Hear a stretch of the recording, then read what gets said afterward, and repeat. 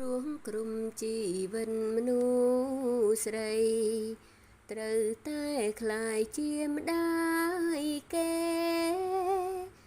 មង្ពពួងរំខែដោយការស្ម័គ្រចិត្តមិនមែនព្រួងតួនាទីតែជាក្តីស្រឡាញ់ប៉ិនផ្ដល់កំណើតជីវិតបីបាច់ថែកូនចង់កែងដៃជើងចង់រយកំឡាំងចង់ខ្សោយសំត្រឹមមានប្តីក្បែរខ្លួនហ៊ានឆ្លងអូផ្សងព្រួងកូនសញ្ញាតបងប្អូននៅចាំជួយលើកទឹកចិត្តលើសំលេងកូនយប់មករំភើមួលនឹងថ្លែងជាសំលេងពីរួងខ្លាំងក្នុងជីវិតកូនប្រៀបដូចកាដូពីแสงបំផុតពិនស្រឡាញ់អង្គពីចិត្តស្មឹងថែមួយជីវិតព្រោះពេលថាកូន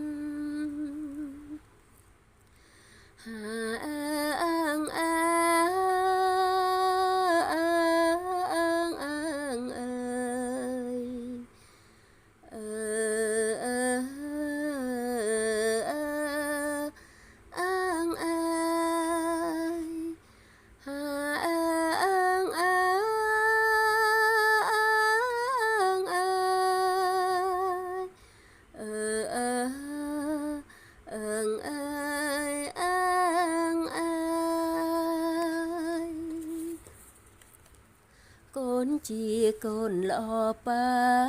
ម៉ាំងហើយជាគ្រប់យ៉ាងទាំងអង្គយកពេជ្រមកជំនួងក៏មិនដូរដែរក្តីស្រឡាញ់ប៉ានឹងម៉ាំង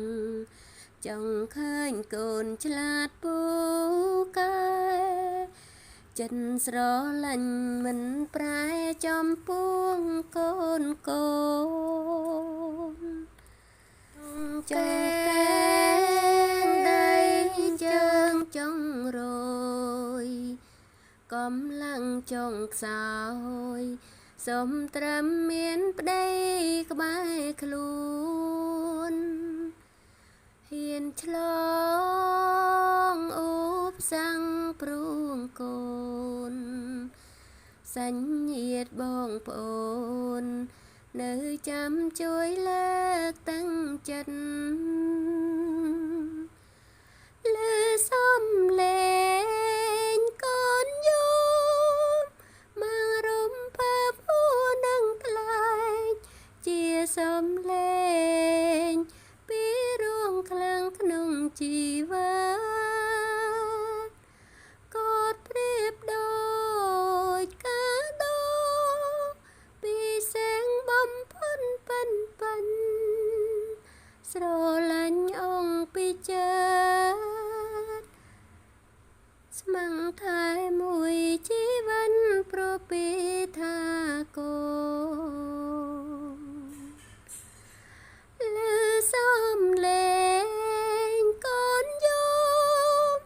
មករំភើពួរនឹងថ្លែងជាសំលេងពីរួងខ្លាំងក្នុងជីវិតកូនប្រៀបដូចកាដូពីแสงបំផុតពិនស្រឡាញ់អង្គពីចិត្តស្មឹងថែមួយជីវិតព្រោះពីថាកូន